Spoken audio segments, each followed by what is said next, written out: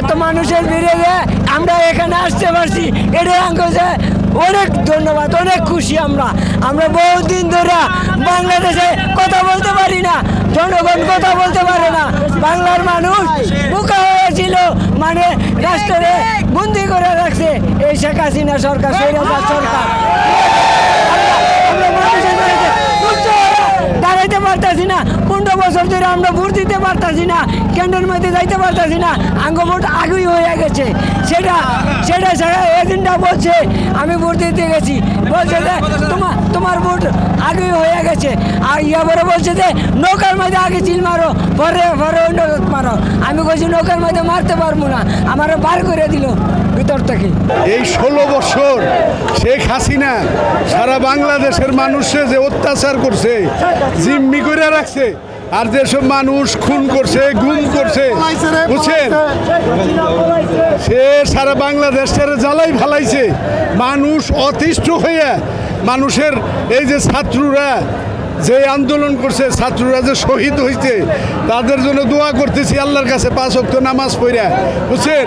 আর বাংলাদেশ 71-এর চেয়েও বড় স্বাধীনতা পাইছি আমরা এই আগে পরশুদিন, বুঝছেন। শেখ হাসিনা পলাইয়া এই বাংলাদেশ নতুন করে স্বাধীন করলো ছাত্র জনতা। আজকে এই দেশের জনগণ বিএনপিকে ভালোবাসে বিদায় আজকে এই দেশটা শান্তি ফিরেছে, এই দেশটা মুক্ত পেয়েছে।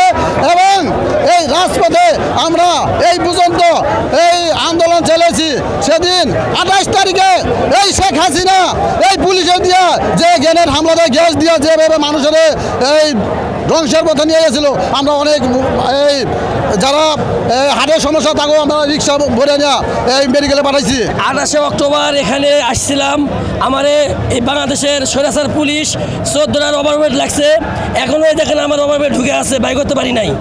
আমি 13 মাস জেল খাটছি, এই জুলুম সরকার আমার 13 মাস 4টে মামলা দিছে। আমার বাড়ি নওগাঁ জেলা, নওগাঁ মান্দা উপজেলা। আমি প্রতিটা সমাবেশে এখানে আইতাম, আজকে আমার মনটা শান্তি হয়েছে। আমার রক্ত ঝরছে, জেল খাটছি, তার আমার দুঃখ নাই, আমি সব ভুলে গেছি আজকে এই স্বৈরাচার বিদায় হওয়ার কারণে।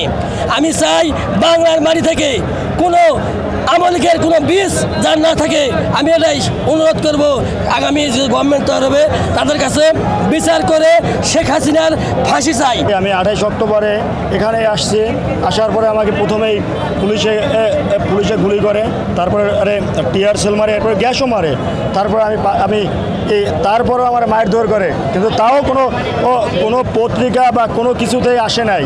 এইটাই আমার আর যে আমি চাই এই প্রত্যেকটা সমাবেশে আমি থাকি, আর আমি চাই যে আজকে যেভাবে সুষ্ঠুভাবে সমাবেশ হচ্ছে, এভাবে সারা বাংলাদেশের স্টুডেন্ট যে সুন্দর পরিবেশ দিছে, তাদেরকে চাই যে গভর্নমেন্ট আসুক, সে এইভাবে সুন্দর শান্তি শৃঙ্খলাভাবে, তারপরে শান্তি শৃঙ্খলাভাবে এভাবে দেশ পরিচালনা করে।